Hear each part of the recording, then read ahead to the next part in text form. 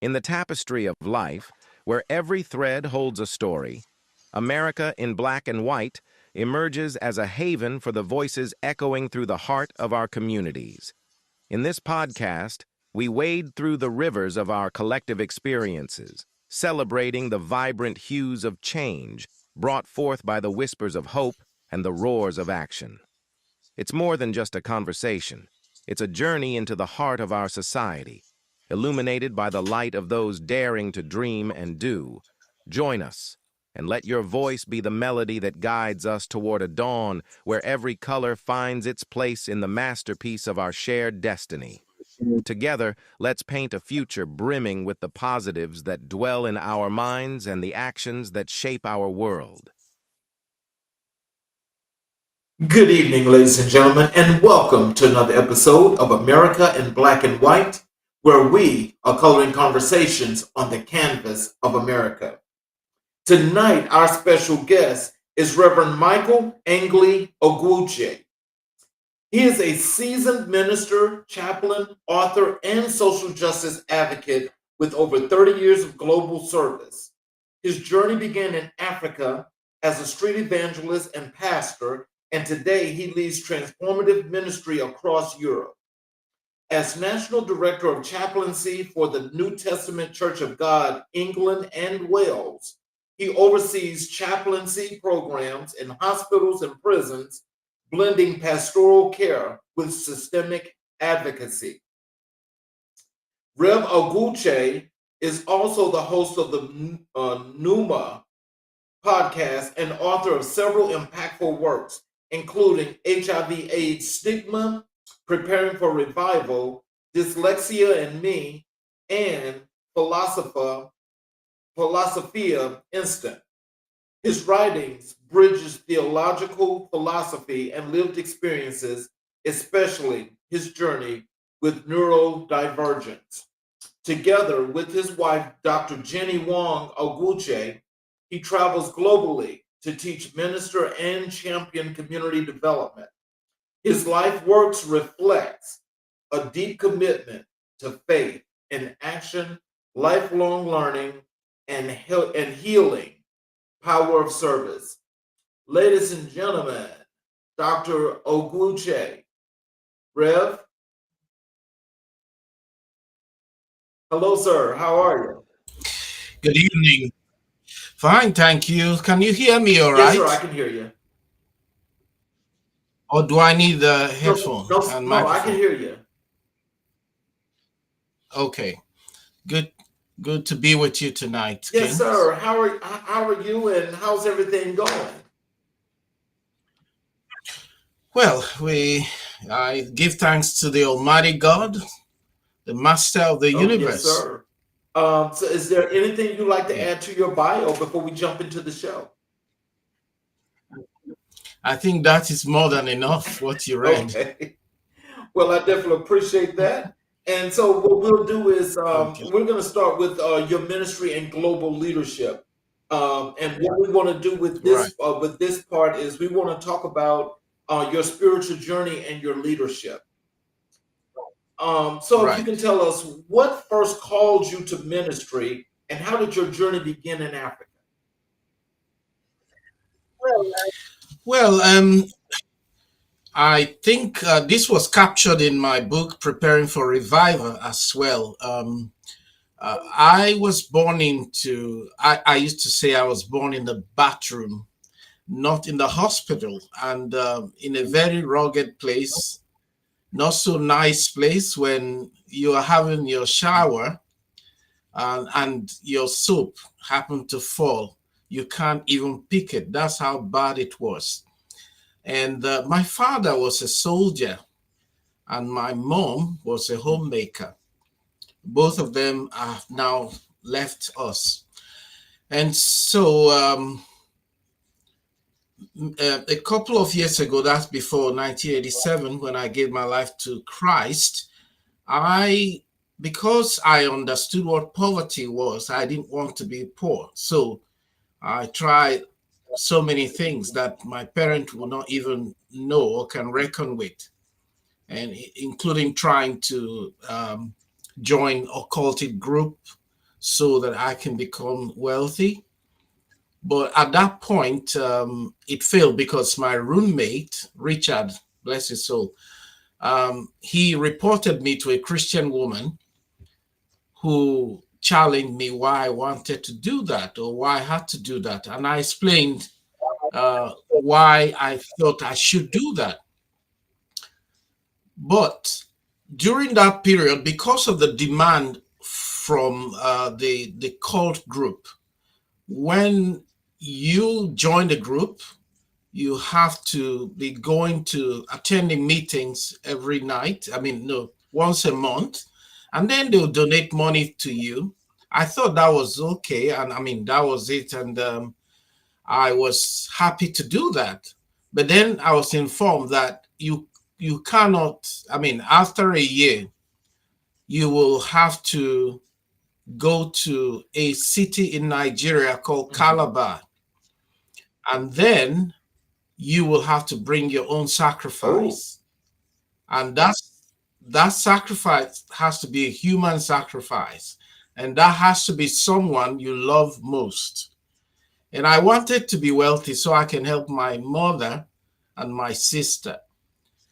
And you have to bring someone you really, truly love. I thought about it and I said, well, I had a girlfriend, so I could sacrifice her, and that would be okay. I can always get another one. But once you start thinking about that, it means you don't truly love that person. And that means that it won't work. So at that point, it was really, really a point in my life when I couldn't sit alone in the room like I'm sitting now, because I will see myself as if there's another person with me. And I couldn't walk on the street. I mean, maybe in a hallway, I couldn't. At that point, I was in the room when a soldier man who was a Christian came in, and he was asking after my friend. And I said, Richard is not in today. As he turned to go, and I said, excuse me, sir, do you only invite those who go to your church? And then he said, no. I said, I want to go to church. And that was 1986, I think. And so I went to church with him. And on the 12th of January, 1987, I made that decision when the preacher man made an altar call, and I decided I wanted to become a Christian. So that was my journey. And 2 weeks run into 2 months, 2 months into 2 years, and now we're in 2025. So that was my turning point on this side of oh, eternity. wow. And so did you feel were you feeling like fulfilled, energized, brand new, or any of those things as you started to give yourself to the church? Of course, yes. I think then what we now know as neo-Pentecostal, which is linked to the American dream, was not very popular then. It was the classical Pentecostal church, and then we were preparing to go to heaven, and so most of my preparation was not for this world, not as it is now. And I didn't know any pastor who was rich at that point. So to be a pastor at that time in Nigeria, no girl want to marry you because it's like she's marrying into poverty and all that. And if you have a car, they will ask you, how did you get a car? So pastors were enriched. But today, as I speak, 5 out of 10 richest pastors in the world, 5 of them are in Nigeria. Oh, wow. So I felt energized. I felt newness in my life. And I still feel renewed today after many years of being in faith. So how has your faith evolved over 3 decades of service?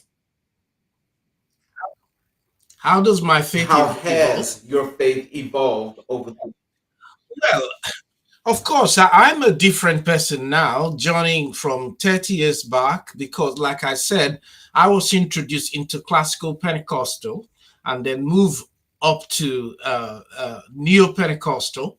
And then I moved out of Africa, first as a missionary to the Gambia, and then to the United Kingdom, where I served with the British Methodist Church and now with the New Testament Church of God. So my faith, and then I've had several theological education in ministry, in theology, in global mission and culture, and chaplaincy. So obviously my faith, and as you continue to grow in faith, other things that you knew before will begin to take different form in meaning.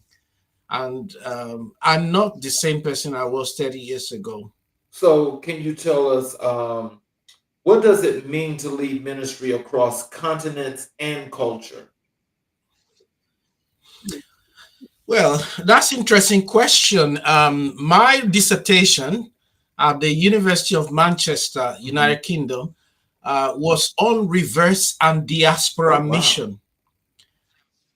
Yeah, so and what that entails it's not when we say reverse mission, it's not a term that the Western or the Northern Christian, global North want to hear, because what reverse mission means is me coming from the global South to the global North and becoming a missionary.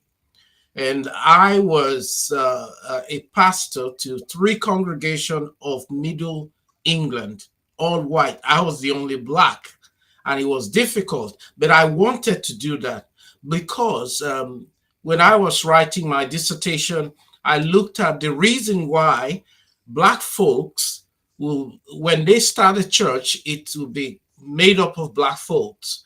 And if they are Nigerians, it will be made up of Nigeria. If they are Ghanaians, it will be made up of Ghanaians, and so on and so forth. Eastern Africa, Zimbabwe, West and Southern Africa, etc. But I didn't want to go that route because I feel that if God's brought me this way, then He surely will want me to minister to the indigenous people, in quote.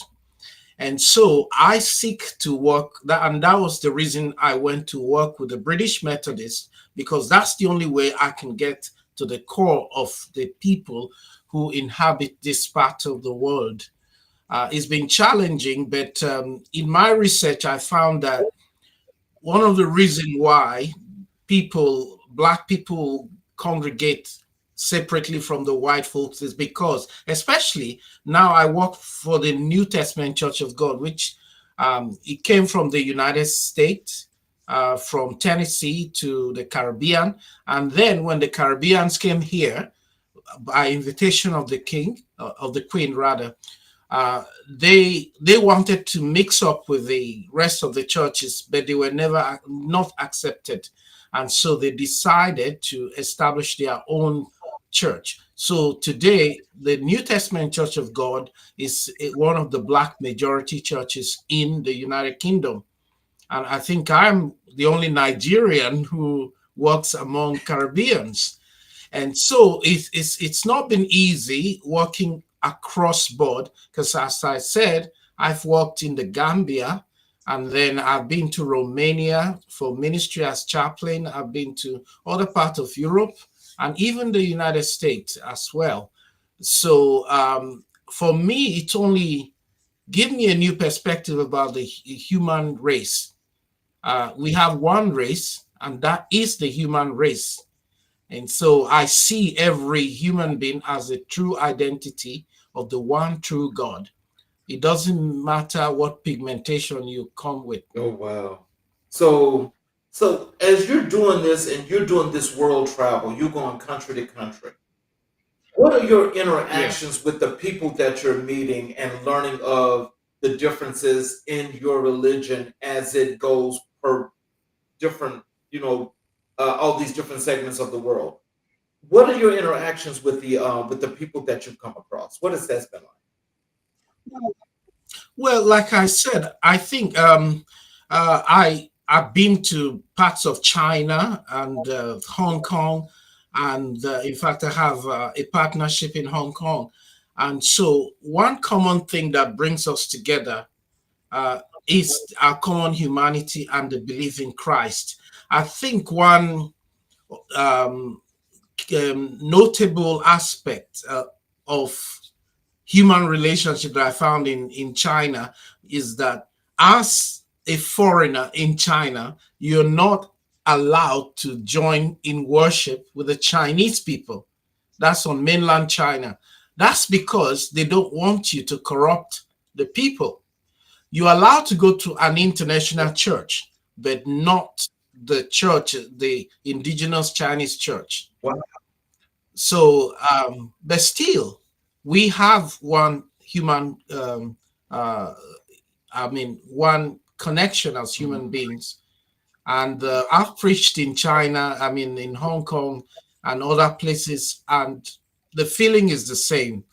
And if you become a global citizen, that I consider myself, I believe that that changes perspective about things that we, or how we see ourselves.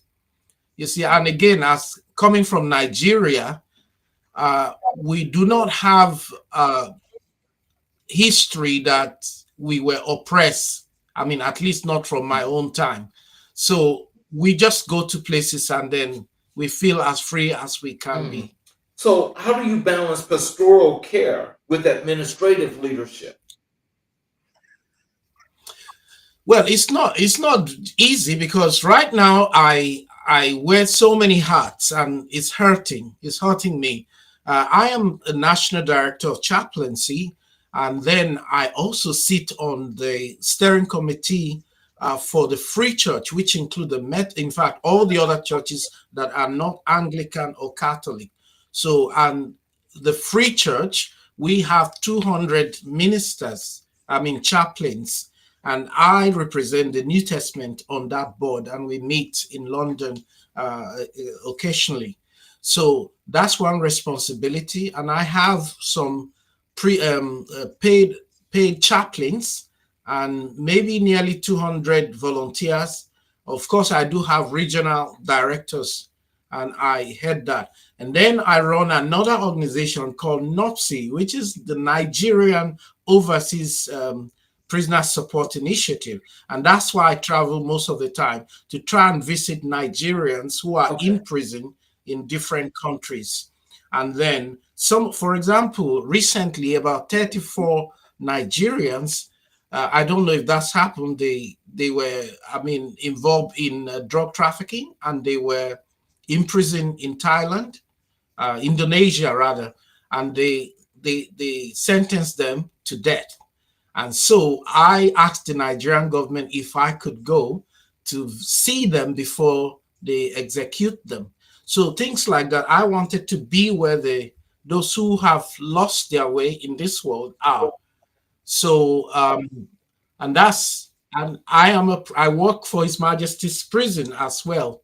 Every week, I do 20 hours at the prison, and then occasionally hospital as well. So I have many things I'm doing. And as I mentioned to you some times ago, I'm also a student at Wesleyan Robert University in state of New York, Rochester. So I'm doing a doctor of ministry. So with all of this, I am very busy. Oh, wow. But I do have assistant as well who help me with most of the things that I have to do. So what's your approach to mentoring emerging chaplains and ministers? What's your approach? What's your approach to mentoring? Okay. Yes. Okay. Chaplaincy is another unique ministry. It's a ministry outside the gate. And I totally enjoy being with the men in prison, because there you see life differently. So, but many chaplains are not young. We're just talking about that in my office recently, why young people are not in chaplaincy, especially like prison. Most of us are past maybe 40, 50, and all that. And that's because it's a vocation where you try to, I mean, your experience matters as well, and also your approach. For example, when a prisoner tried to insult me, sometimes I would say I'll try to de-escalate the situation and say, being in prison is bad enough. And if I were in your shoe, I'll be mad as well. So I'd never get angry with them because of that. So mentoring, what I'm, as a national director of chaplaincy, what I'm trying to do right now is to bring up young men and women to join the British Armed Forces as chaplain. And so I'm in the midst of doing that.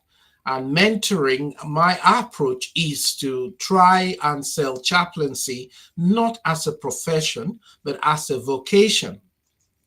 Because once we begin to approach chaplaincy from professional perspective, which is expected by the institution, we seems to lose the touch why we are called in the first instance.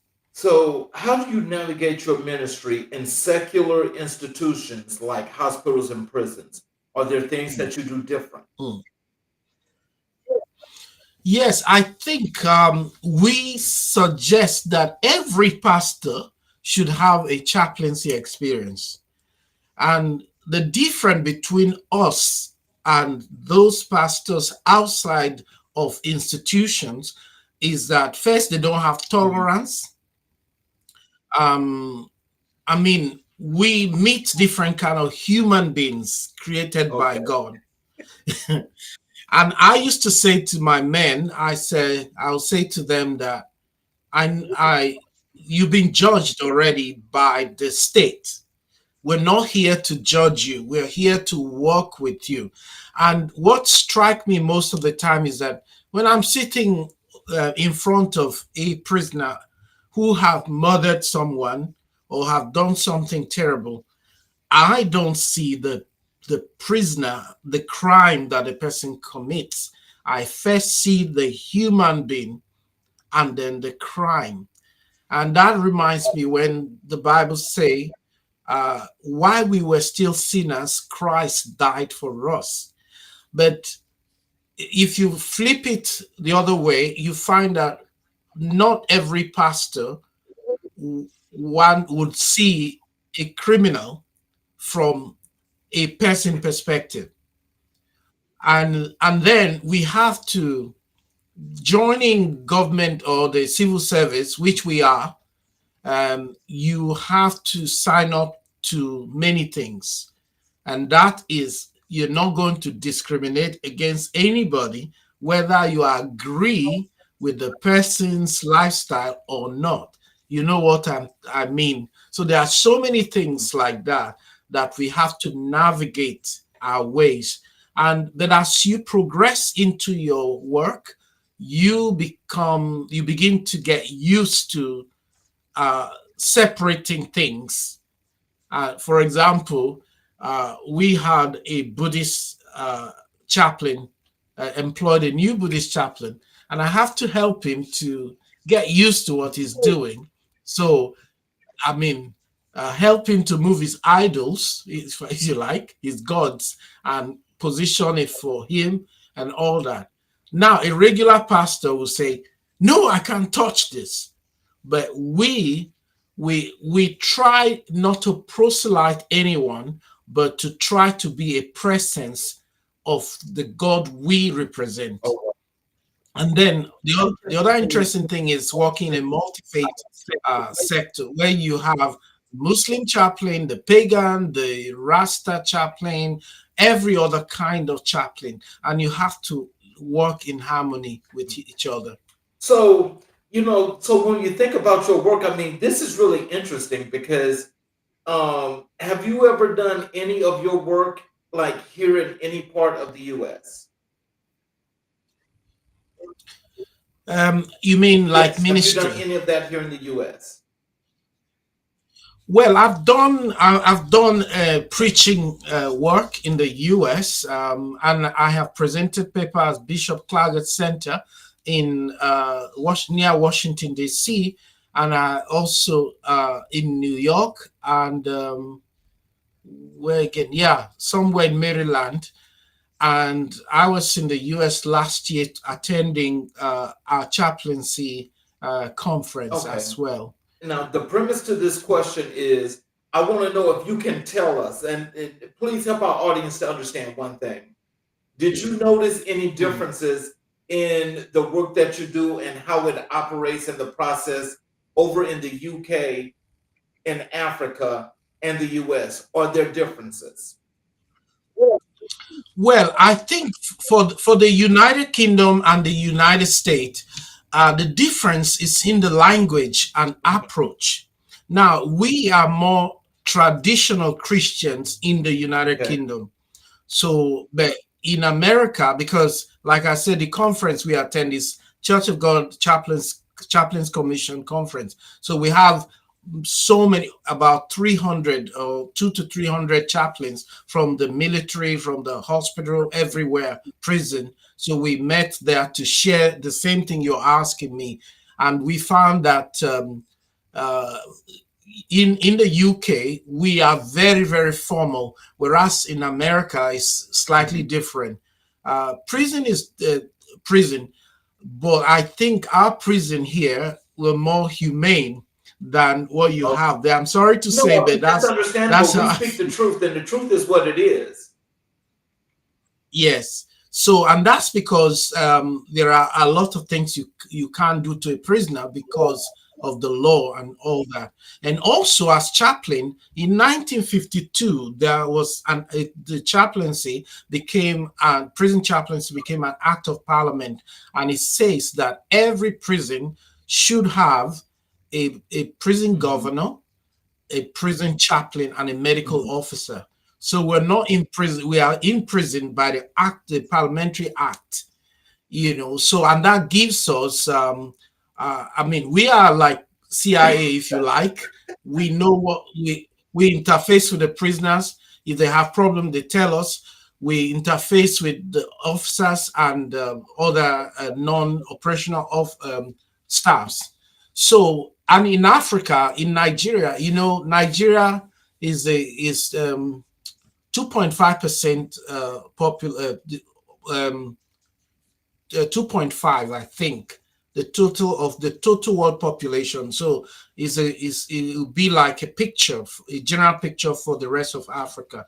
Now, in most African country, they don't recognize chaplain in the way it is recognized in the US and in the UK and Australia, or the first world, if you like. And that's because the churches, the pastors go to the prison by themselves, so they haven't seen the need for having chaplain, and they are making mistake. I was in Nigeria recently as well, to meet with some of the leaders of the prison to try to tell them that chaplains, we do three things: we provide spiritual care, pastoral care, and religious care. Now, spiritual care uh, is you can't be spiritual without religion. Every human being have a spiritual dimension, and some know it and some don't. But in Africa, when you say that, they don't understand it that way. So when you say chaplain, they think you're going to preach to someone, but that's not what we do. We provide spiritual care. For example, if somebody died, a prisoner lost a family, regardless of faith, we will say, would you like to light a candle in memory of your loved one? Or if they are down in their spirit, we're there with them. And religious care, we provide maybe weddings, baptism, and then pastoral care, we provide that to everyone who need care in our custody. So that doesn't happen in that way in most parts of Africa, but in the UK it's a big thing, and in the US Okay. too. So, what role Yeah. does public theology play in your work today? What role does Public theology play? theology. What Okay, public theology, you mean, right? Well, I think again, like I said, every pastor should have a taste of chaplaincy, because public theology, you approach theology not from a narrow perspective, but looking at the general picture of humankind. So I studied chaplaincy, masters in chaplaincy, and then but it's also fitting nicely with public theology, which I am interested in. And so public theology plays a very big role in chaplaincy, because it gives you the broader view of life in itself. And I said to my bishop, I said, um, when the whole churches are closed, we are going to be the last fort that will be present, because we are everywhere. At the airport, you find us. I mean, retirement home, name everywhere, chaplaincies everywhere.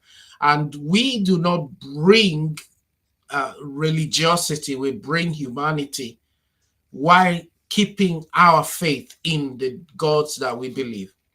So, how do you integrate cultural sensitivity into your chaplain's programs? Well, the unfortunate thing is, in our prison, like the United States, we have a lot of black people, young black people in prisons here in this country. And that is sad. And it is sad in my heart every time I think about why and what is the cause of these young people coming to our prison system. So culture, there are a lot of things to do with culture. And for me as a chaplain, I have to be culturally sensitive to everything I do, because even certain things you say with your mouth could become an issue with other people there, whether prisoners.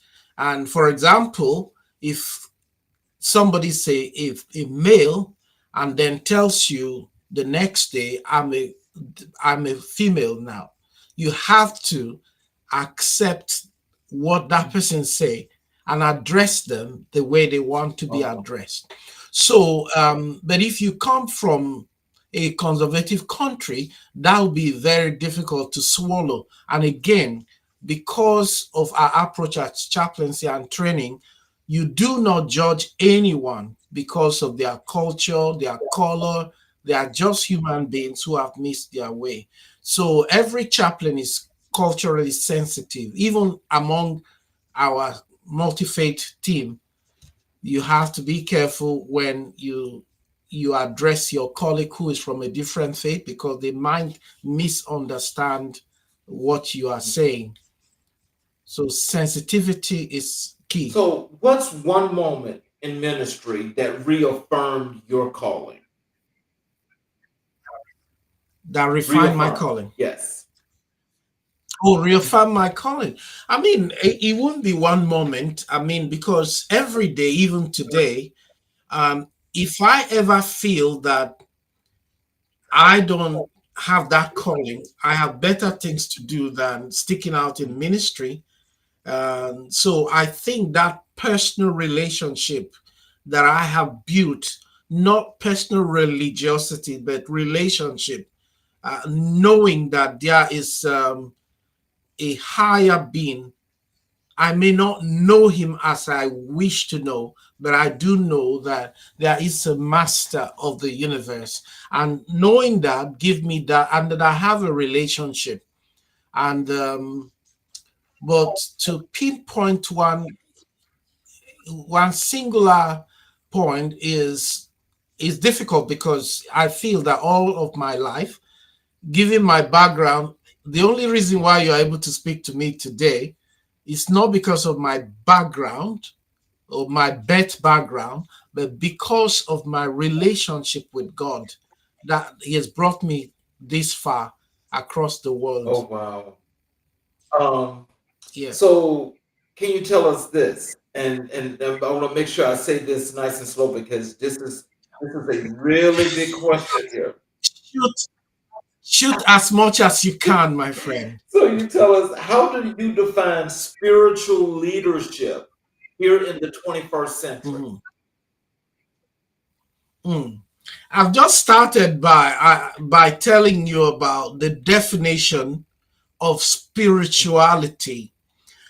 We, I would say, unfortunately, are in an age where, of course, in 2020, 2016, January, the word post truth was injected into our English lexicon.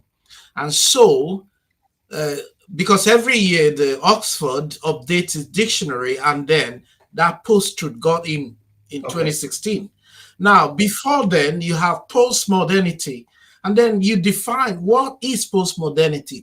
Everybody have their own definition, but it simply means that your truth is not my Right. truth. Right. So do you believe Christ is coming? You say, well, let him come, but that's your business, not mine. And that's a postmodern person. Then when we move to post-truth, post-truth simply mean, and we see that play out in politics in America, in across the world. They say, you know, this person is claiming to be a Christian, Mm. and he does the opposite of Christianity. And a supposedly Christian will say, I don't care whether he's a Christian or not, but I'm going to vote for him anyway. And that's a Christian. So post-truth say, I don't care what what the result will be. And that's placed all of us in a mess that the whole world is right now. I want to be politically correct, but I will say that the world is in a reset mode right now. And we'll find out soon in the next few years where we are head, where all this thing is heading to. Can I So ask you this? Because it sounds like post-truth means it's a lie. yes, That's yes. You so. know, in this country, we voted to leave. I mean, I didn't vote to leave the EU. Mhm. Uh, I voted to yeah, I voted to leave. And I had my reason for doing that, not political Right. reason. I wanted the attention of the United Kingdom to be turned towards the Commonwealth of Nations because at the time we were part of the EU, every attention of the United Kingdom was geared towards the European Union. So that was my own singular reason I voted out. And now we're paying for it too. But most of it came on the back of post-truth. So now, and post-truth impact on spirituality as well. Across the world, we are losing ground. I mean, Christianity, not just in America or in Britain. If you go to places like Nigeria, you see instead of Christianity, you find syncretic gospel. They take the African primary religion and mix it up with Christianity, and then they begin to do what they do right now. I mean, the gospel of Christ, which we preach from at the beginning, is no longer that way. Every person wants to be successful and to make it by all means, which is why I started by saying neo-Pentecostalism hinged it everything on the American dream, which was sold to the rest of the world. And now that is destroying Christianity in Africa. Anybody can just wake up and say, I am a pastor. And in fact, in America, I think it's worse because you have diploma mills. Everyone is a doctor, this, doctor, that, without substance. In fact, I met a prisoner some time ago, and he said he's a reverend. And I said, okay, tell me about yourself. And he said his friend, who is a Jehovah's Witness, wanted to get married, and then he had to become a reverend so he can conduct the marriage for him. So he went online and find some organization in America and paid £35, and he got a certificate as an ordained reverend. But he had no theology at all. So I think the rest of the world, they copy from the US, and that is taking us not to the place we need to be. And we're in a very murky water in the name of spirituality. So I feel that we've lost the meaning, but we are also redefining what spirituality is. And that's why I said every human being has spiritual dimension, and some are aware, some are not. And you don't have to be a Christian or a Muslim to be spiritual, unless your question is different from what I understand. Oh no, actually, we'll get a chance to talk at another time, because there's something else I would want to interject in that, but tonight is not the time to do that. Okay. Let's transition over to your work as an author and thought leader. What I want people to get the opportunity to learn is your literary work and your intellectual voice. Okay. Can you tell us what inspired you to begin writing alongside your ministry? Well, I guess I'm one of those few people on earth that don't want to leave a legacy when I die. I want to depart the way I come, and I want to be forgotten the moment I die. In fact, I don't want a funeral. I don't want nobody to mourn or anything. I just want to go, and then God brought me here. I finish my part and I go. But then, first of all, if you read from my bio about my neurodiversity, I was born in Nigeria, and people who know me think I am smart, but within me, I don't think so. Of course, I know so many things. I can do so many things. For example, I can't remember a lot of people's name unless I interact with them for a long time. And I also, I couldn't pass exams like other children. I cannot listen to a lecture and write at the same time. But I didn't know what that was. But I was ashamed as a young person growing up. Why am I not like this person? I forget so easily and all of that. So I think the teachers in my book called Dyslexia Me, not my dyslexia, Dyslexia Me. So the teacher will advise my parent that, look, this is not someone who should be, he's not cut out for academics.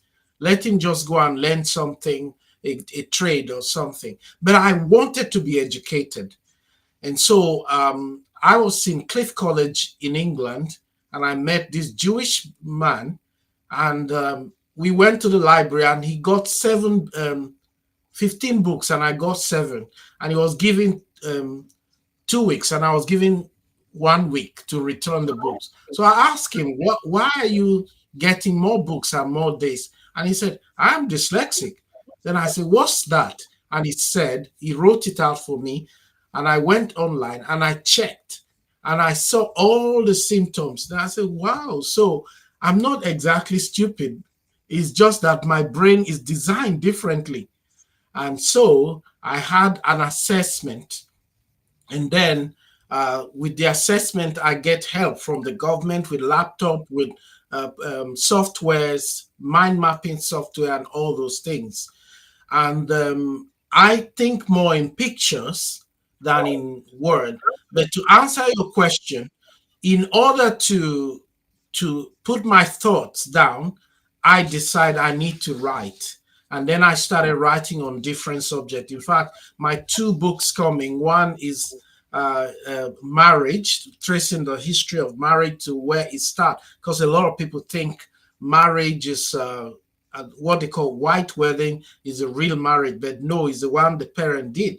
And then my other one is Christian thought on death and dying. I want people to see death and dying as going to Spain on holiday rather than feeling it's something bad. So, and so I just want to put my thought out there. And preparing for revival, I was inspired by my early days in this country. I was disappointed when I came here thinking I'm going to see a lot of Christians and all that. And I found not. And I thought it's time for us to prepare for revival, which must begin from us as individuals.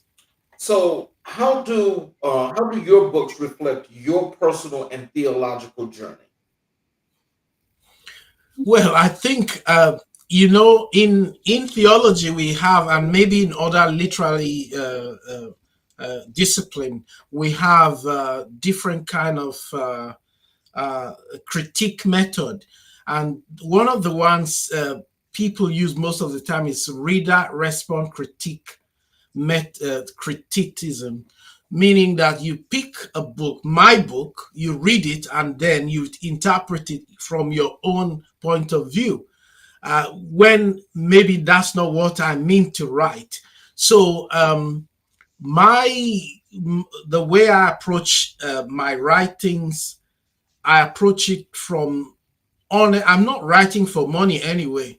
I'm writing what is really inside of me. And all my books, if you read them, they have element of lived experience. Even for the HIV/AIDS, some people have asked me if I had AIDS. No, I don't. But I lost someone, a very close cousin, to AIDS, and I decided to contribute. And so I've been part of the International AIDS Society, both in the US. I was in Canada, Montreal, not long ago. I volunteer as a volunteer supervisor for the conference. It's the biggest AIDS conference. And so I've been speaking to churches too and present papers on that particular subject. So, and the book is dedicated to my cousin. And then Dyslexia Me is about my story of dyslexia. And then Preparing for Revival is about my experience also of this country and the West. And it's written to the British public. And then Philosophia Instant is a collection of thoughts that I have, which I dedicate to the men in my prison. So, can you tell us this?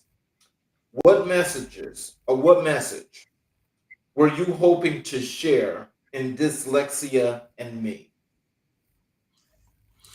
I wanted people to know that neurodiversity is dyslexia precisely. Now, the umbrella word is neurodiversity.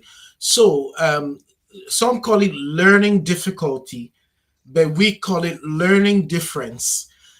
That's because the general educational system of the world is not designed by us. It's designed by supposedly non-neurodiverse people. So if we are given the chance to be the one to design education, the rest of you guys who are non-neurodiverse people will become disabled. So I want to bring to the people that, look, 40%, over 40% of American billionaires are all neurodiverse people, all of them. In the UK, we have Richard Branson, we have all these other people. Richard Branson, for example, left school at 16 with PhD today and all of that. So we just need to be able to know that when your child is doing things slower or different, it's not stupid. It's just that the brain is wired differently. And so that's the message I want to pass to the rest of the world about my story and the story of others. There's a comment here in the chat here. This is from B. Marcus Flanders. He just says peace and blessings. Mm. Um, I have well this next question here. Mhm. How do you use writing to challenge stigma and promote healing? Well, I guess, unfortunately, again, we have a learning deficit in this world right now. People are more illiterate. Illiteracy, I'm sure listeners will know.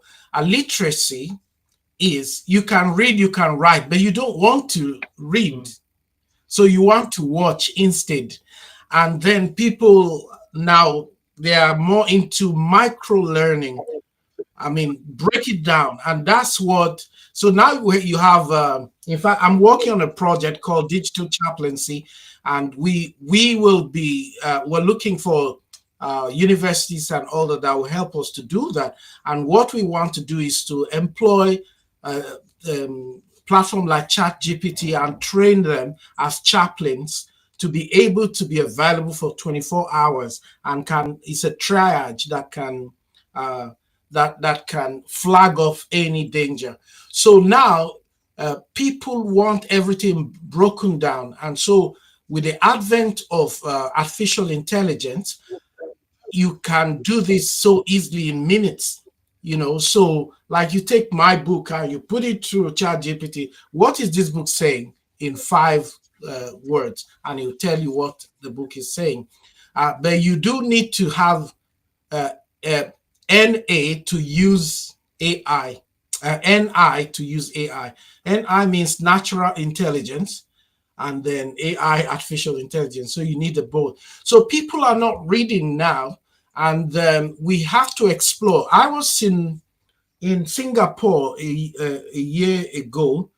We were at the technology university, and to see the demonstration of Shakespeare broken down into animation for people to be able to understand the Shakespeare story.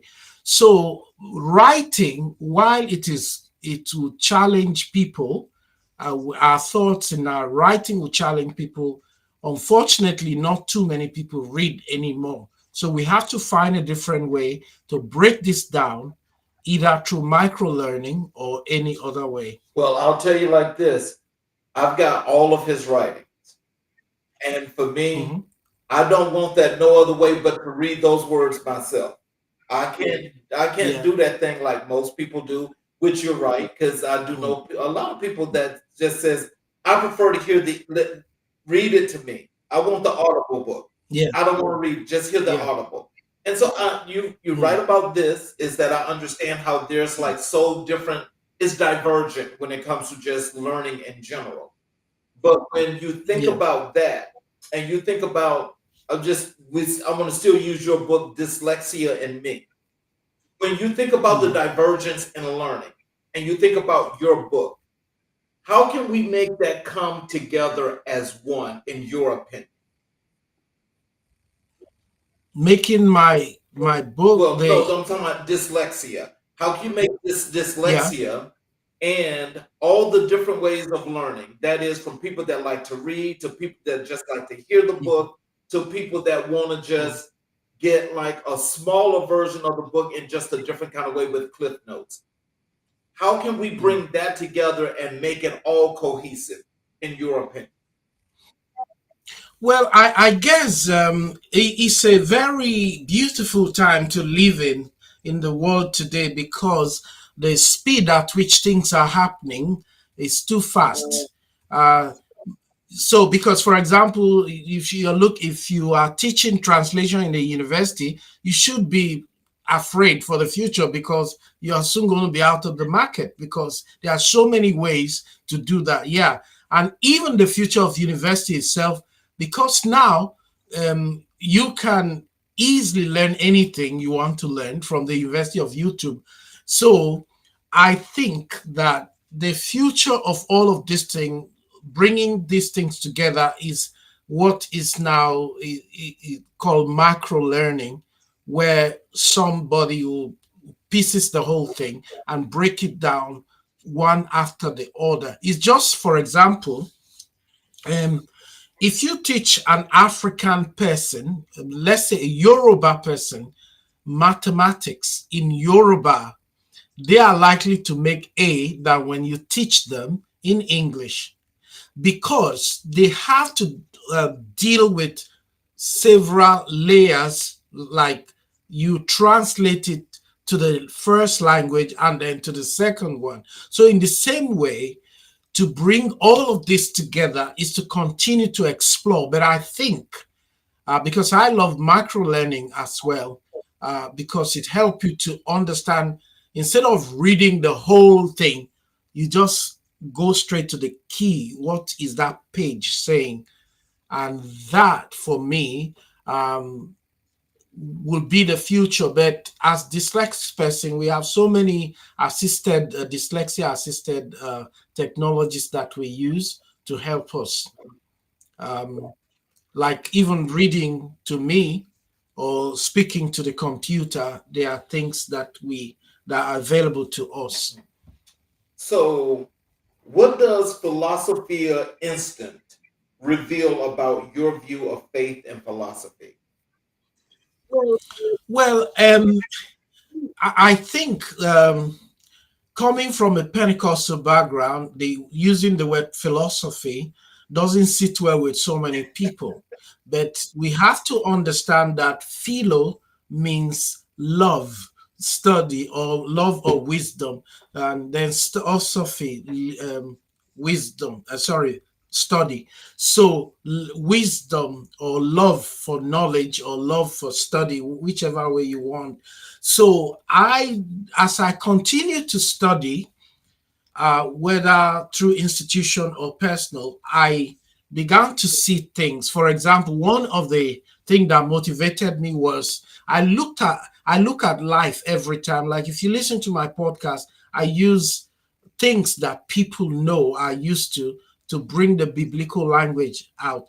And then, for example, Sahara Desert in Africa, you have only sand, but in South America and Brazil, where you have the Amazon cannot exist without the Sahara, because every year the sand, the dust from the Sahara flies at 10,000 miles down to the Amazon to provide nutrients to the Amazon for it to grow. And you wonder how does this happen? But that's how God works. So putting that in philosophy, you are able to connect and find a message that resonates with people on this side. So, how do you approach writing for both spiritual and secular audiences? Okay, I think what I'm trying to do is to marry the two together, because I realize that we don't exist in vacuum. We exist together, whether we like it or not. And earlier philosophers like René Descartes, the French philosopher, Saint Augustine, all these guys, they had faith, and yet they were philosophers. So what I really want to do, if I can, is to marry philosophy and faith, or religion, if you like, together, so that it makes sense to the modern or not post-truth person. Because religion in itself is not enough anymore. People need more than that. They want reality. How does this work? And where does God come in at all? So if we bring secular knowledge and biblical knowledge together, they can surely make sense to the next generation. And to add again is that I might be the last generation of people, or my generation might be the last. You call it Gen Z, Generation Z, as we will say here. They are different breeds of people, and they will approach religion differently, and we need to start preparing faith in different way for them to receive it in their own language. Now I want to just do a follow up here before we move on because I want to get your opinion on something. You Okay. mentioned Rene Descartes. Now, I am a Yeah. lover of philosophy as well. And with Okay. Rene being a mathematician that turned philosopher, Mm. you know, Yeah. his techniques were a little unique because, I kind of thought about him as well as the way I thought about Isaac Newton. And when I say Mhm. that, it's just that Rene Descartes he was trying to revolutionize the whole world with his concept and Mm. his way of thinking in philosophy. Now, when with him doing that, as much of what you know of him, do you Mm. think that the practices and the way he went about philosophy is Mm. something to think about as a subpart, as in the thing you were talking about with bringing the thing with divergence together with everything else? Do you think that that's where Mm. Rene Descartes was going with his form of philosophy? Well, I think my favorite part of Rene Descartes is his dreaming argument when he say, "I think, therefore I Yes. am," and I think it's so beautifully crafted, if you like. Yes, I think for me, if you ask me who is your best philosopher, I would say Rene Descartes, because first it's closer to my generation, not all this Pluto and the others who are just maybe people, fictitious people. I'm not saying they are, but Rene, at least you can find his village and everything and all the other thing. So I think I want to follow his path, even though I'm worse in mathematics. But I think that I like the way he approaches his own Mhm. philosophy. And in fact, I just started a channel. I don't know if it'd be good, but I'm trying out. It's called Philosophia Instant. And I'm trying to bring something the same way, taking from here and here, mixing them Okay. together to a message, So I think Rene Descartes will. I think I understand him more than even than Kant. Kant is more recent, I Yes. think, but Yeah. Immanuel Kant, you're I talking about, right? yeah, Yes. I got yeah, his books. yeah. But from the dreaming argument, because when I was studying philosophy at the University of Stirling, I did for a year, and the first thing they told us was to deconstruct ourselves. Mhm. You're not a Christian. Why do you know you're a Christian? Maybe you are not even Mhm. existing. And so I was really blown away with that kind of theory. And I start as a Christian, I question the resurrection of Jesus. I mean, the faith and everything. And I said, couldn't God just save us and not bring Jesus to die? Why? So but still I survived it and I'm Right. here. I'm still a Well, Christian. see that was Kant's thing. He actually that did make you think a lot about religion because some of the things that he mentioned and the way he talked about Christianity and Christ and this higher being and so forth, it really makes you think. If there is a higher being, how come you never seen him? And if you've seen him, why is it that you Mm, don't know who it is? Therefore, there yeah. cannot be. Mm, So, I mean, that's just how you want to see it. But again, it goes a little bit deeper. But I'm just saying, and just when I mm, read that part of my particular philosophy class that I was in when we was reading Kant, I was like, okay, now that was crazy for me to do one thing, and I'll never do this again. mm. I actually went to question both my mother and my grandmother, and I asked them those questions, right? Yeah, yeah, No, that's yeah, a non-starter. We're not talking about that. yeah. But it is good. I mean, if we're going to talk to the next or this Right. generation, we need to speak in the language. They speak the language of questioning Mhm. everything. And time has passed when you ask uh, a question to your pastor and he'll tell you you don't have to ask. It's a mystery. Forget it. No, it's not mystery. These guys want to know. Unless if you don't know, you just simply tell them you don't Right. know. So now let's move over to your work here in social justice and advocacy. What I would love for people to Mm, learn about what you're doing in this is your work in social justice and your commitment to community engagement. mm. So can you tell us, what does social justice mean to you as a minister? Well, I think if you ask an African American, I'm sure you will know what social justice means to you and to that society. We talk of Martin Luther King and the others who, Al Sharp is still here, and I hope he's Yes. still here, and then the others.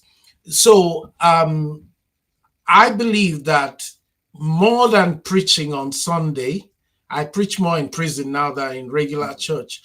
And as I go into prison, I see the suffering that is going, the mental suffering. And myself, as a chaplain, I suffer from Messiah complex. And Messiah complex lead me to compassion fatigue. And so I want to do something. Sometimes I really will cry. I remember, and I don't know who's watching this, because we there are some things we shouldn't be saying. But one day I went into a cell and I saw this young black person, and he was talking about his mom and all that. I said, look, if you truly love your mom, you shouldn't be here. I said, when I see you in the same pigmentation like myself, I feel I'm the one in that cell. How how long can we continue to do this? I was invited to another high category prison to speak on Black History Month. And again, many black men there, they wanted me to see the racism going on in the prison. And I couldn't do that. I know things are going on there, but I said to them, I'm here today to tell you about Black history. I'm not talking about before my brothers, our brothers were taken across the ocean. We had kings, we have wealth, we have everything. But some of you don't know that you came from a background that is substantial. So that's why I'm here today. And they say, one day, were you born in this country? I said, no. He said, you don't know our struggle. I said, yes, you don't have to be in who is who to know what is what. So it touches my heart. And as a result, beyond what I do as a paid chaplain, outside, I mentioned to you about Nigerians in prison. I visit them. And then I set up a charity, non-governmental organization here. It's called Community Chaplaincy Center. And what we are doing with that is when men are released into our community, not every church want them to come into their church. So we are there. We provide the same chaplaincy for them and help them with writing of application, mentoring, and all that, and sending them back into society rather than letting them go into society and then come back to prison again. So that's how I do that.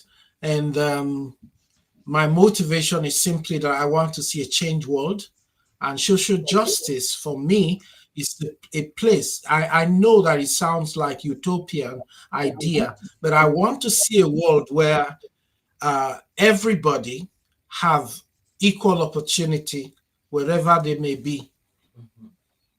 How do you address systemic inequities through chaplaincy and outreach?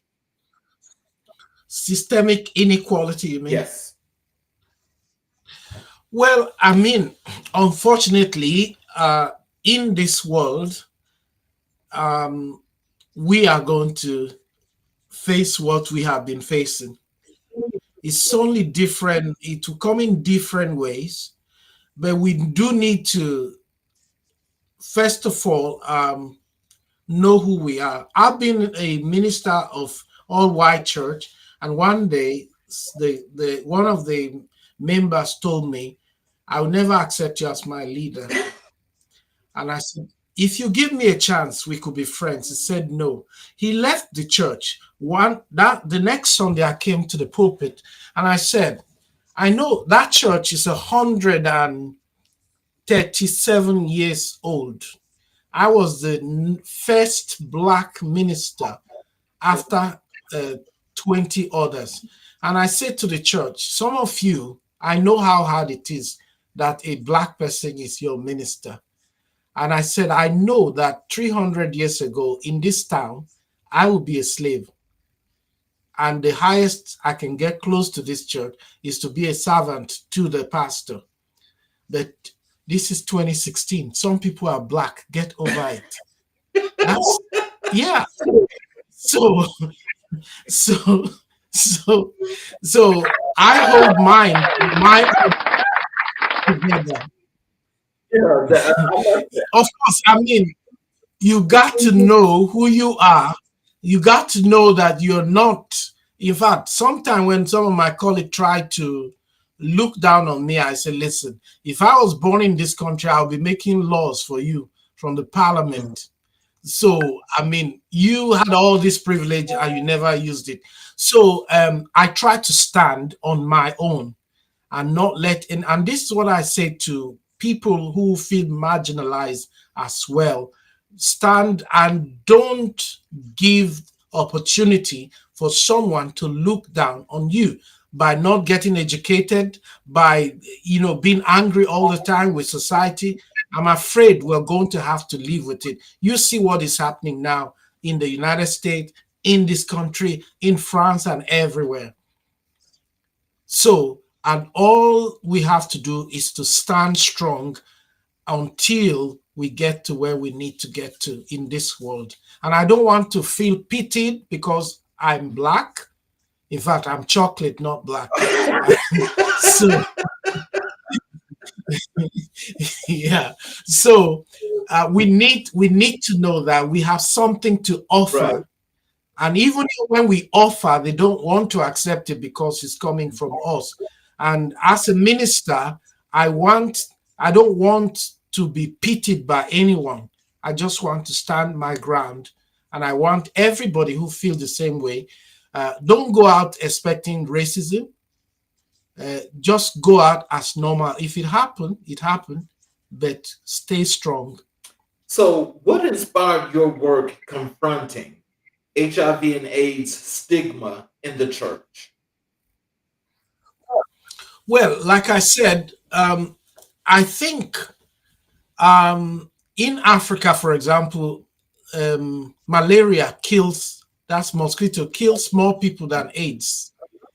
And that's why when I go into churches, I ask people in church, "How many of you don't have sex here? Let me know." And sorry, I use the word. And everybody does it. But then I said, "Why then do you stigmatize people with AIDS?" I was in a conference in Barcelona, and then I met Canon Gideon. He forwarded that little book. And he's still alive. So he's the first African clergy to come out openly and say, "I have AIDS." Oh, And when he said that, his bishop said, "Please don't tell anyone." He was a lecturer then at the Bible college. He went straight and told everybody, because his wife died, and then he had to be tested, and he found that he had AIDS. He don't know how it came about. And then he came to Birmingham, where I am now, to do a PhD. And I had a small fund to do a documentary. We call it HIV/AIDS Reframed. So I went to interview him for an hour, and I said, "You are supposed to die. Why are you studying for PhD?" And he laughed and he said to me, "Many years ago, I was told I was going to die. I'm still here." So, and he explained what living with AIDS means. And he got married since then, have a new wife, a new baby without AIDS. So he's still going. He's been speaking over the UN and everywhere. So I think the stigma kills more people than the condition in Yeah. itself. And so I wanted, because the church have that power that can spread this. And then the other reason is that I used to live in Scotland, and I met this man who stopped taking his medication because his pastor told him not to, that he's healed. And I'm sure by now he's gone. And I meet people like that. I say, listen, I believe in God too, but I believe God give wisdom to some of these scientists to provide vaccine and all that. So I try to encourage people, do not stigmatize people, because that drives the whole thing underground. We want people to say, well, if somebody can say I have cancer and everybody says sorry, why can you not say you have AIDS? Why? Yeah. And yeah, so my job, my mission is to try to bring it to the fore and keep the conversation going.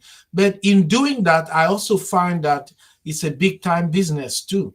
There are some people who don't want AIDS to finish because it's a multi-billion business. So we just keep talking about it until we get to where, but AIDS doesn't kill people as it used to Right. anymore. So let's move over here into this fourth part here. I want to talk a little bit about your global perspective and your personal legacy, where I want people to get Right. the chance and the opportunity to learn more about your worldview and your personal Mhm. influences. How has your international experience shaped your theology?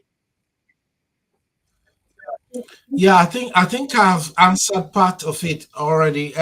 First of all, going around the world, you see different people and different cultures, and that definitely must impact on your worldview, what you know about the world. And this day, and every time I travel, I write a small story. Next 2 weeks time, I'll be in Santa Susana in Barcelona. I'm going to write something about it too. So in terms of my faith, it brings the variety of I learn about other people's style of worship and their spirituality, because sometimes it's so easy as an African person, um, which I know is the same thing, because our brothers and sisters, they took the same charisma from Africa, and that's why the churches in America, black churches, are different also in terms of worship and spirituality. We believe that it comes from us. So it's helped me to learn more about the world, and the what works in Africa may not work in Brazil, and what works in Brazil will not work in some part of the United States of America and also United Kingdom. So I see the world different, but I see the world more as homogeneous, in the sense that this all of these places are created by God for His people, and we just make artificial boundaries. For example, if you were to look at African map before 1600, it's totally different from what it is Yes. now. And yeah, so but now I see, when I look at those things, the history, looking back and look being where I am now in 2025, all of this tied together for me, and it gives me a deeper perspective uh, in my theology. So, what lessons have you learned from ministering across the continents? Yeah, the lesson the lesson for ministry um, is that people, again, people have they approach spirituality from different perspective. And for example, I was in Romania some years back, and I see that the Romanian Christians are not very, very different from the African Christian. Their approach to God, yeah, even though they are on the European Right. continent, they are quite, they are kind of similar in my view, and they receive the gospel like Africans will receive. Whereas when you come to the western part of Europe, their approach to spirituality is different, and this is where the word reverse mission comes in, because those of us who are here from different places, we get engage ourselves in diaspora mission, ministering to your own kind of people. And I said, no, I don't want to do that. If I want to preach to Black people, I'll surely be in Nigeria where we have all Black people.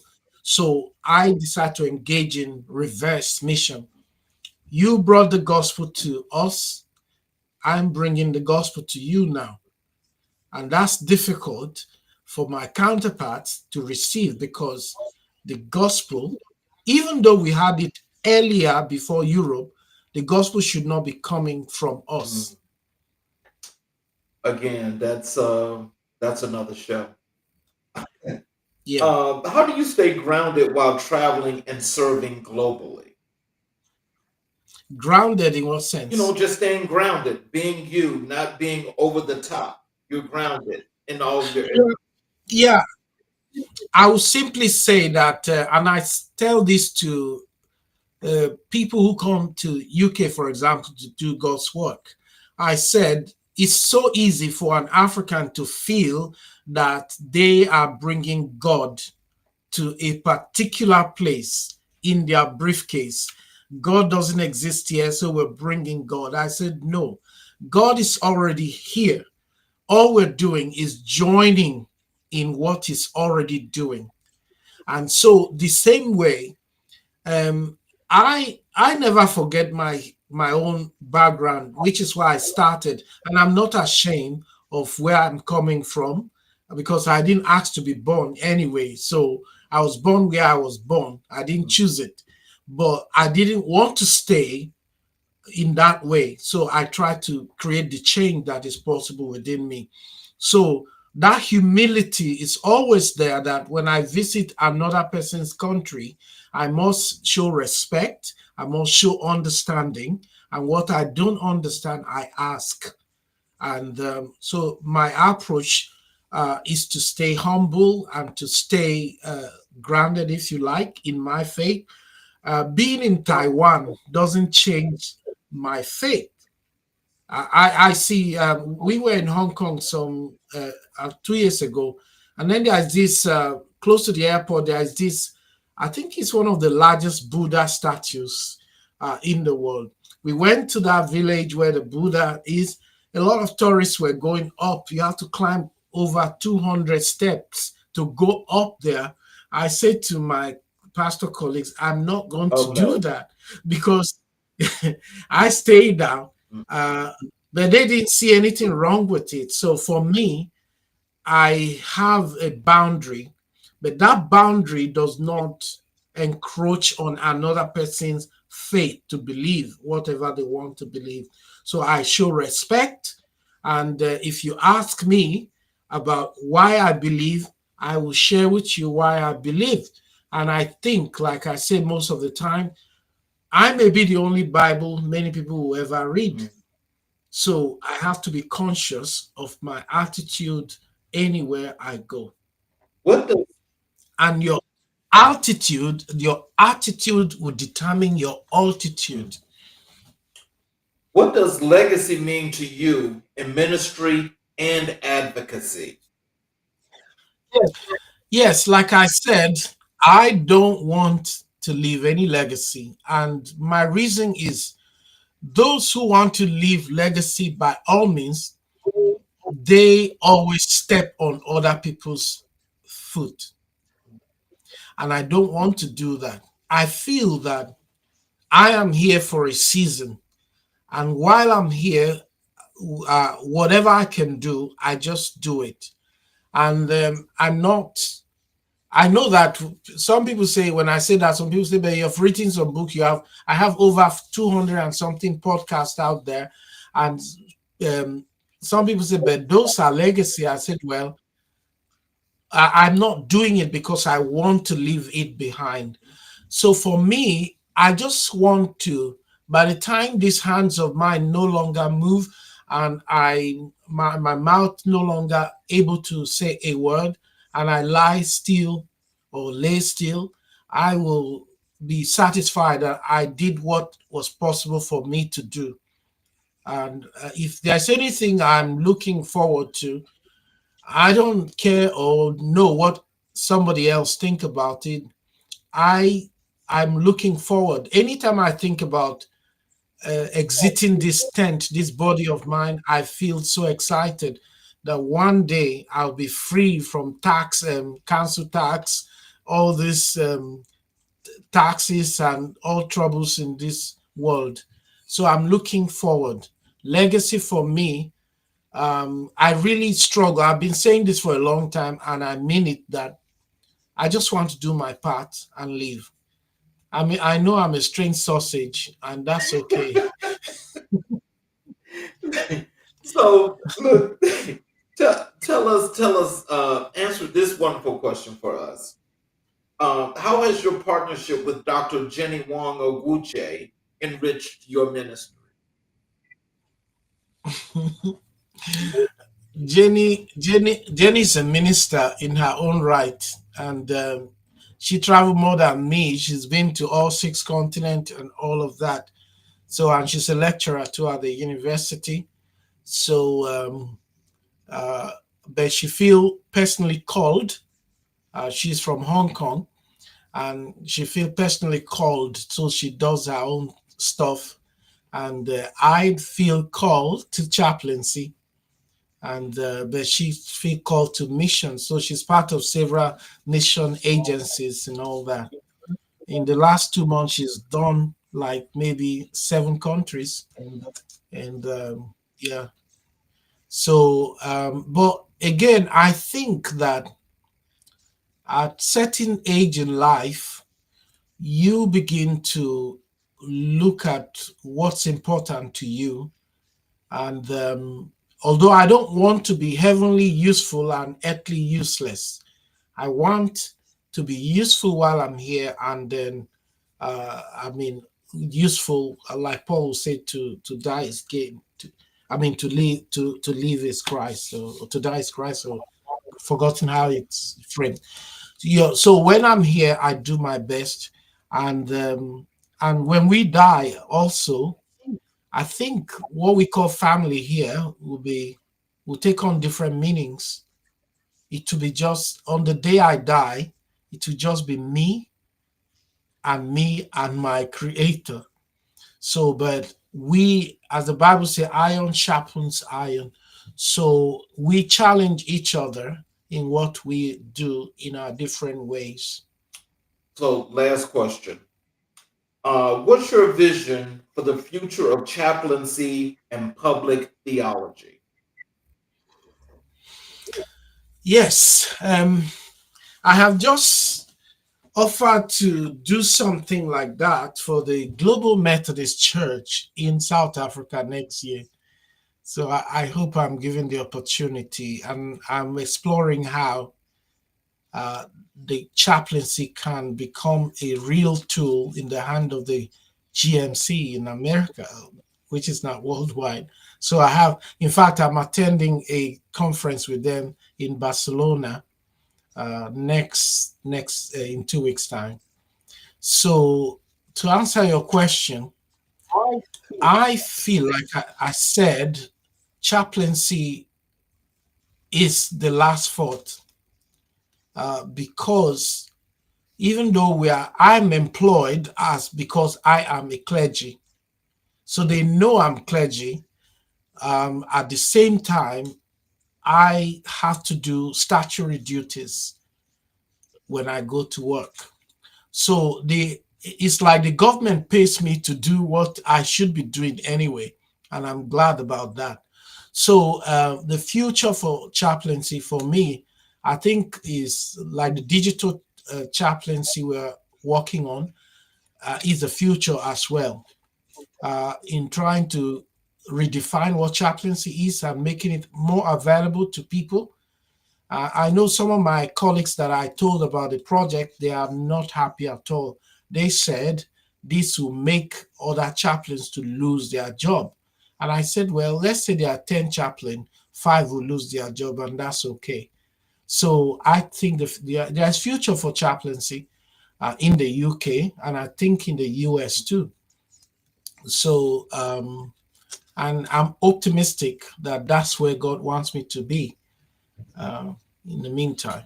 So, in conclusion, what are some words of wisdom and encouragement you'd like to leave for our audience, as well as if you could tell them how they can connect with you on your social medias, your website, tell them about your podcast, all of that good stuff.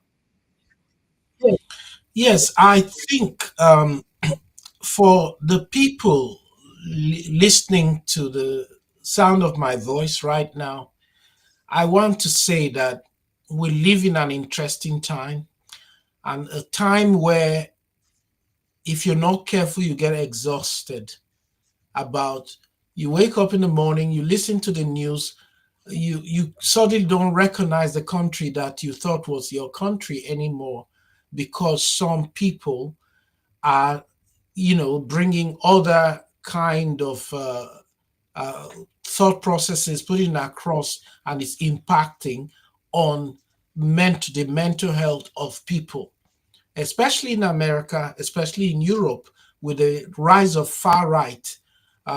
In the UK, I think it's borrowed. I see Mr. Musk, Elon Musk, addressing a crowd in in London the other day, and the person who organized that huge event was one of our men in prison. So, um, but the thing about it is using the cross, the signal of the insignia of Christian, to perpetrate whatever far right ideology that they are putting across. So for some people, they feel that can become a mental health issue for them. But I want you to know that you don't need to be afraid. Just be strong. When you feel down, look unto God who created you, that He will be the strength you need in this difficult time. We don't know exactly what is going to happen in the future, but let's hold on to what we believe and hold it strongly. And as for connecting me, I am on, because I work within a security, social justice, or the criminal justice system. We are limited to what we can do online. Obviously, a lot of people can find you through that and harm you where possible. So for that, at the moment, I'm on LinkedIn, and my name on LinkedIn is Mike Angley Ogwuche. I used to be just Mike Angley, but I decided to protest with my grandfather's name and add that in for identity's purpose. So the quickest way to find me, if you want, is Numa Podcast, which is spelled as Papa November Echo Uniform Mike Alpha and podcast. Numa Podcast, as in pneumatic. So if you just Google my name, I think you find me if you want to. So that's I'm not so much on social media because of the line of my work. In fact, what I'm saying here tonight, I was selecting it because every month the Ministry of Justice go through our social profile to see what they can use against us. But everything I say, I can defend myself and put up an argument to defend myself. So, and even if that's not possible, then I know God doesn't want me in that institution anymore. So, Well, I want to, first of all, let me give you another applause. thank you so much. Thank you, Mr. Liz, I Kings. definitely appreciate you for being here, and this knowledge and this wisdom, and getting people the opportunity to learn and know more about who you are and what you are. Because Yeah, each and every person that's been on this show, you are a part of that Black excellence. And that's yeah. exactly what Thank we you. exude. You are one of the heroes that people need to know about. Even though you're there in the Thank, UK and you're making that difference, they need to know mm, that they have mm, you, that mm, whenever, especially the spirituality gets to the point of what you were just talking about, when that discourse gets to be yeah, so hard, they need somebody to yeah, help get through that outlet. I think you're that person. yeah. And so I want to thank, go Thank, ahead, I'm sorry. no, I just want to thank you too for bringing me on, and it's been an enriching time, getting to know you, talking to you, and to those who might be listening.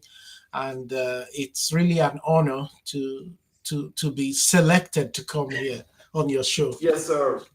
And I want to thank each and every individual that was watching tonight. And you guys got this experience. For those of you that are watching this interview, the Rev is over in the UK. This is our second interview over in that region of the country. And again, Okay. it's an excellent experience, and I hope that everybody has enjoyed. But for those of you that are watching on Okay. all the channels, and if you have not yet subscribed and did the notifications, enabled all the notifications on all the YouTube channels, I ask if you would please support us, and please do that and help us out with that. And for those of you that are watching on any of the other channels, just remember that you guys will have the opportunity, of course, to do your subscriptions as well. But I would also ask you all to take some time and go through and please join our community, because our community is growing and it's filling pretty fast, and there's never going to be enough people to join. So we always want people to join the community. And for those of you that are going to get the link to our magazine, please join our magazine community. I want to, if you all got the message from Rev tonight, the one thing that you guys should have gotten is the fact that there are many, many facets of actually communicating and connecting with people. But when we talk about spirituality, there's a times where a lot of people, besides the differences that people see, and they make those differences without actually taking the time to learn, causes more of a difference than what's necessary. Now, we're talking to another person here that has actually made this decision, well, not make the decision, but has come to grips with his reality that, we can do a lot of things together. And so when we do what we do together, it may seem like, it's a different approach for some people than others, but hey, we're doing it together. Let's take the time to get to know people, communicate better, learn more, and let's expand. In these dire times, we all need to be working on something that's a little bit better, and our approach has to be a whole lot better as well. Has to be meaningful, but it has to be different. I want to thank you, Rev. I want to take too much more of your time because I know it's pretty late where you are, and No, I that's want to okay. thank everybody that has joined tonight. And I will ask you all to please join us again tomorrow night on America in Black and White, where we will continue the color conversations on the canvas of America. And we have another great guest for you guys tomorrow. You all have a great evening. Have a great evening, Rev Angley, and I will definitely be in touch with you. And we will see you guys tomorrow. Have a